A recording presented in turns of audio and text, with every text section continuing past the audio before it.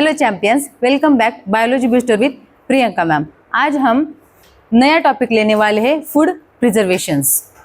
आपको पता होगा और ये टॉपिक भी आपको ऐसा लगने वाला है कि अरे हमने तो ये पढ़ा है, फिर भी इतना सारा हमें मालूम नहीं था।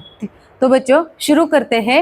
Why do food spoil? Food खराब क्यों हो जाता है, स्पॉइल क्यों हो जाता है? देखो आम जो है, पका वाला आम क्या होता है, 2 दिन अच्छा रहता है, 3 दिन अच्छा रहता है, लेकिन बाद में वो स्पॉइल हो जाता है। क्यों? और वही आम अगर उसका हम अचार बना ले, पिकल बना ले, तो it's remains for a year. पता है आपको ये ऐसे क्यों होता है? क्योंकि स्पॉइल होने के भी कुछ रीजंस होते हैं। Food get spoil due to the microorganisms, कई बार मॉइस्चर और कई बार warm temperature, bacteria, fungi, moisture and warm temperature. ठीक है, यहाँ पे दिखाए ये सब क्या है रीजंस है उसके। हम ये आगे का पोर्शन लेते हैं। इसके बाद मेथड्स ऑफ फूड प्रिजर्वेशन। ठीक है, अब स्पॉइल तो होने वाला है मैम, पता चल गया है। अब स्पॉइल ना होने से हम उसको प्रिवेंट कैसे कर सकते हैं? हमें स्पॉइल करना ही नहीं है। आम तो सभी को पसंद आता है और मुझे भी बहुत पसंद है आम। देखो मेथड्स जो है, फर्स्ट है drying, second salting, third sugaring, fourth है रेफ्रिजरेशन एंड 5 फ्रीजिंग, 6 पिकलिंग। ठीक है, first food is dried in sun to remove moisture. अगर उस फूड को धूप में सुखाया जाए, उसका मॉइस्चर निकाला जाए, तो वो ज़्यादा दिन के लिए अच्छा रह सकता है। जैसे कि पापड़ सभी की मम्मियाँ बनाती है, मेरी भी मम्मी बनाती है समर में। ड्राई फिश और रेजिन्स, ये मनुका, वो वाली मनुका नहीं जो सॉन्ग आपने सुना होगा, तू है मेरी मनुका, वो वाली नहीं, ये है मनुका। इसको क्या कहते हैं? रेजिन्स कहते हैं। इसे भी अगर अच्छे से सुखाया जाए तो ये खराब नहीं हो सकता। Second one is salting. Salt prevents the growth of micro organisms. आपको पता है, देखो पिकल में भी साल्ट बहुत ज्यादा डालते हैं क्योंकि वो खराब ना हो जाए, उसके ऊपर माइक्रो ऑर्गेनिजम्स की ग्रोथ ना हो। फॉर एग्जाम्पल पिकल और साल्टेड फिश, इसको फिश को भी अगर प्रिजर्व करके रखना है तो उसके लिए भी बहुत ज्यादा साल्ट की जरूरत होती है प्रिजर्व करके रखने के लिए। Sugaring, sugar prevents the growth of micro organisms, जैसे कि उससे जाम और जेली बनाते हैं, माइक्रो ऑर्गेनिजम्स की ग्रोथ हो नहीं सकती उसकी वजह से। Fourth one is refrigeration. देखो फ्रिज सभी के घर में है, उसका टेम्परेचर अगर लो हो तो उस लो टेम्परेचर में भी माइक्रो ऑर्गेनिजम्स की ग्रोथ हो नहीं सकती। मिल्क, वेजिटेबल्स एंड फ्रूट्स, ये हम कहाँ पे रखते हैं? फ्रिज में रखते हैं। ठीक है, next freezing. Very low temperature keeps food safe for a longer time. जैसे कि आइसक्रीम, देखो हम बाहर से फैमिली पैक वाला आइसक्रीम लाते हैं और थोड़ी देर ऐसे ही भूल जाते हैं रखना, और वो वैसे ही किचन पे पड़ा रहता है और बाद में देखते हैं तो पूरा मेल्ट हो जाता है, क्योंकि उसे बहुत वेरी लो टेम्परेचर लगने वाला होता है, क्योंकि वो मेल्ट हो जाता है। Frozen peas, ice cream. Pickling, last one is pickling. Oil plus salt plus vinegar are used to preserve food. For example mango pickle, उसके लिए क्या क्या लगता है? ऑयल भी लगता है, सॉल्ट भी लगता है और विनेगर भी लगता है प्रिजर्व करके रखने के लिए। आपको पता है मैंगो पिकल अचार बहुत एक साल तो अच्छे से रह सकता है, क्योंकि उसके लिए ये उसकी ढाल बन के रहते हैं। हम किसी भी हालत में आपको खराब नहीं होने देंगे, क्योंकि आप सभी को पसंद है। ठीक है, हाँ मुझे भी पसंद है। देखो ये हुआ पूरा पोर्शन ऑफ फूड प्रिजर्वेशन का। तो इंटरेस्टिंग फैक्ट क्या है? हनी आपने खाया होगा, देखा होगा।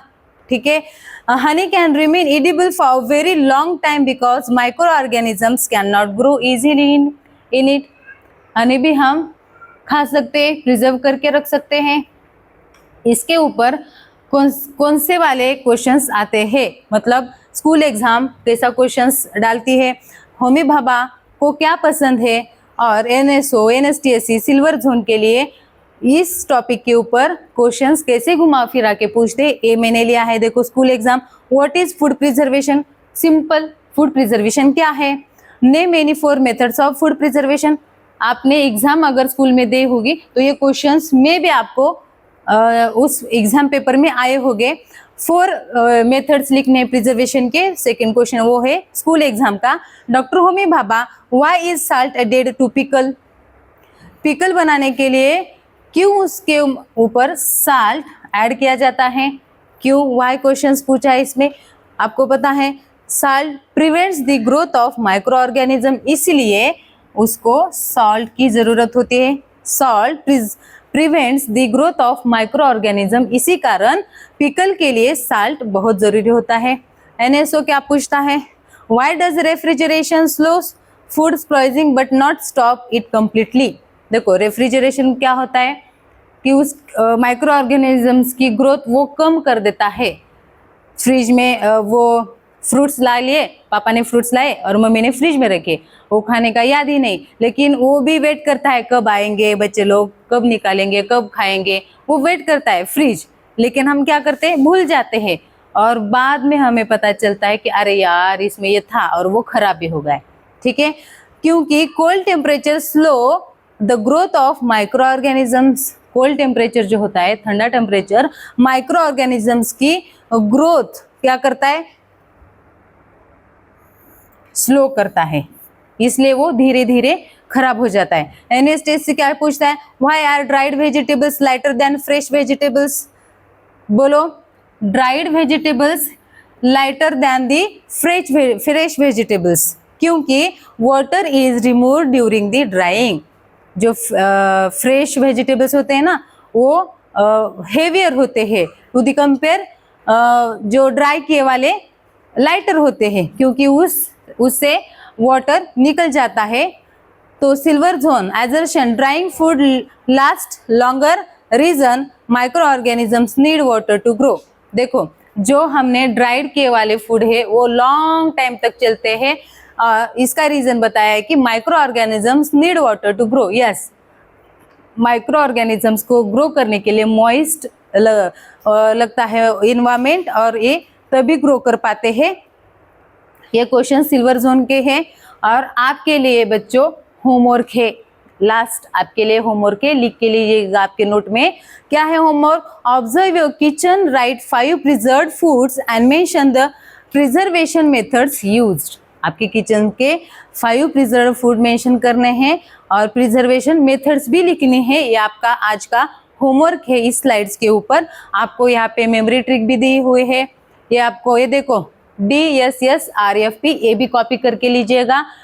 Dear students, save rice for practice. Yes, इससे आपको ये मेथड्स ऑफ प्रिजर्वेशन याद रहेगी। क्या, dear students, save rice for practice. ये आज का वीडियो है। ये देखो आज यहाँ तक हम, ये वीडियो अगर आपको अच्छा लगा हो तो लाइक, शेयर एंड सब्सक्राइब कीजिएगा। आज के टॉपिक के लिए इतना बस, फिर मिलते हैं नेक्स्ट एपिसोड में। तब तक के लिए थैंक यू। मैं हूँ प्रियंका मैम और आप देख रहे हैं biology booster with Priyanka ma'am. फिर से थैंक यू।